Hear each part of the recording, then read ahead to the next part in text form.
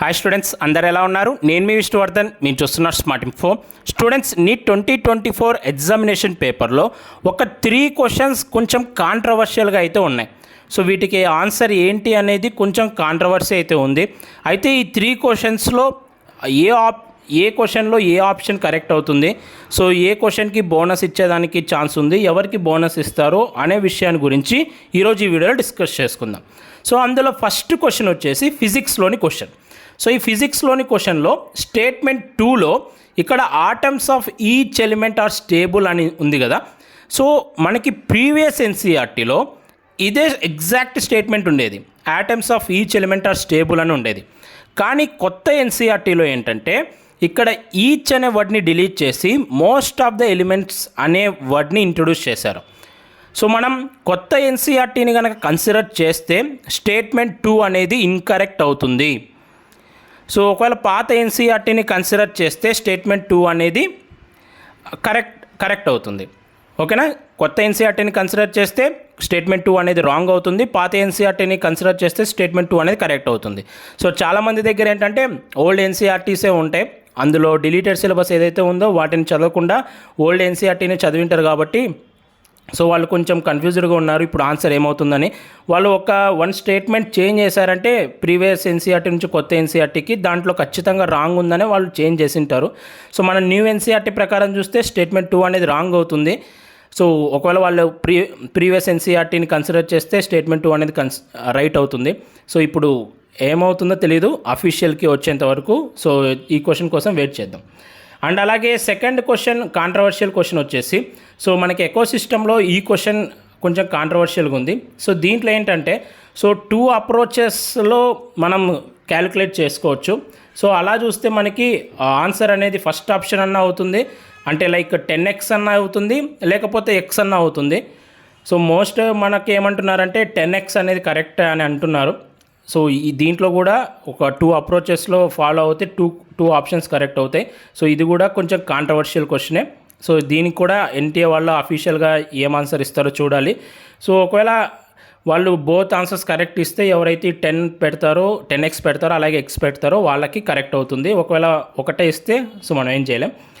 And next third question వచ్చేసి ఇక్కడ mitochondria and chloroplast both double membrane bund organelles అన్నారు. First statement అనేది correct.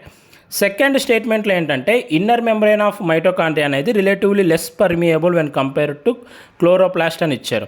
So మనకి ఎన్సీఆర్టీలో వాళ్ళు ఏమి ఇచ్చారంటే లైన్ అనేది so both are double membrane organelles అని ఇచ్చారు.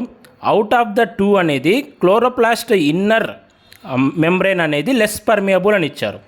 అక్కడ అవుట్ ఆఫ్ ద 2 అని ఇచ్చారు వాళ్ళు. అవుట్ ఆఫ్ ద 2 అంటే మైటోకాండ్రియాకి క్లోరోప్లాస్ట్కి కంపారిజనా, లేకపోతే అవుటర్ మెంబ్రెయిన్కి ఇన్నర్ మెంబ్రెయిన్కి అది సెట్ అవుతుందా అనేది సో ఇప్పుడు కొంచెం డౌట్ఫుల్గా మారింది. సో ఇన్ మై ఒపీనియన్ ఏంటంటే సో వాళ్ళు ఇచ్చిన స్టేట్మెంట్లో అక్కడ mitochondria and chloroplast both are double membrane organelles. So ఇక్కడ మెయిన్గా వాళ్ళు దేని గురించి మాట్లాడుతున్నారు, 2 డబుల్ మెంబ్రెయిన్ ఆర్గనల్స్ అన్నారు. సో డబుల్ మెంబ్రెయిన్లో అవుటర్ మెంబ్రెయిన్ ఇన్నర్ మెంబ్రెయిన్ 2 ఉంటాయి కాబట్టి సో ఈ క్లోరోప్లాస్ట్ యొక్క ఇన్నర్ మెంబ్రెయిన్ అనేది relatively less permeable when compared to outer membrane అన్నట్టు మీనింగ్ వస్తుంది అక్కడ. సో కానీ వీళ్ళు ఇక్కడ మైటోకాండ్రియాకి క్లోరోప్లాస్ట్కి కంపారిజన్ చేశారు. సో ఇది కూడా కొంచెం కాంట్రవర్షియల్ క్వశ్చనే. సో మనం ఆన్లైన్లో కనుక సెర్చ్ చేస్తే సో రెండిటికి మైటోకాండ్రియా ఇన్నర్ మెంబ్రెయిన్కి క్లోరోప్లాస్ట్ ఇన్నర్ మెంబ్రెయిన్కి రెండిటికి సేమ్ పర్మియబిలిటీ అనే ఆన్సర్ వస్తుంది.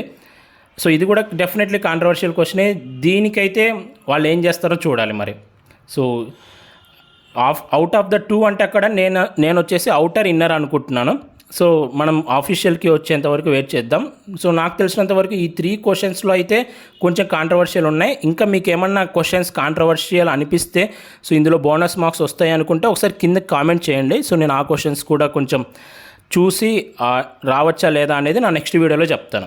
సో అలాగే మనం ఈ ఇయర్ మెంటర్షిప్ ప్రోగ్రామ్ అనేది స్టార్ట్ చేసాము. ఈ మెంటర్షిప్ ప్రోగ్రాంలో మీరు ఇప్పుడు జాయిన్ అవుతే ఏంటంటే so till last round of counselling వరకు, అలాగే మీరు మెడికల్ కాలేజ్లో అడుగు పెట్టేంత వరకు, మెడికల్ బీడిఎస్ఆర్ ఆయుష్ కాలేజ్లో అడుగు పెట్టేంత వరకు మన కౌన్సిలింగ్ గైడెన్స్ అయితే ఉంటుంది. సో మీ యొక్క మార్క్స్, ర్యాంక్, కేటగిరీ, మీ యొక్క ఇంట్రెస్ట్ ప్రకారం సో మీరు చాయిస్ ఫిల్లింగ్ అప్పుడు ఏ ఆర్డర్లో పెట్టుకుంటే మనకి బెస్ట్ కాలేజ్ రావడానికి ఛాన్స్ ఉంటుంది అనేది కూడా నేను చెప్తాను. చాయిస్ ప్రయారిటీ లిస్ట్ కూడా మీకు ఇస్తాను. అండ్ మీకు ఏమైనా డౌట్స్ వచ్చినా కౌన్సిలింగ్ రూల్స్కి సంబంధించి కానీ, ప్రాసెస్కి సంబంధించి కానీ, సర్టిఫికెట్స్కి సంబంధించి కానీ మీరు నాకు కాల్ చేయొచ్చు. పర్సనల్ 1-to-1 గైడెన్స్ అయితే ఉంటుంది. సో ఇంట్రెస్ట్ ఉన్న వాళ్ళు స్క్రీన్ మీద కనిపిస్తున్న నెంబర్కి 3000 rupees through PhonePe, Google pay, Paytm ద్వారా పే చేసి అదే నెంబర్కి వాట్సాప్లో స్క్రీన్ షాట్ అనేది సెండ్ చేయండి. ఆ తర్వాత నెక్స్ట్ ప్రాసెస్ ఏంటి అనేది చెప్తాను. సో ఇది బోనస్ మార్క్స్కి సంబంధించి. ఆ వీడియో మీ అందరికి నచ్చింది అనుకుంటున్నాను. ఈ వీడియో మీకు నచ్చితే లైక్ చేయండి. ఇలాంటి మరెన్నో వీడియోస్ మీరు మిస్ అవ్వకూడదు అనుకుంటే మన ఛానల్ని సబ్స్క్రైబ్ చేయండి. Thank you so much for watching. Have a great day.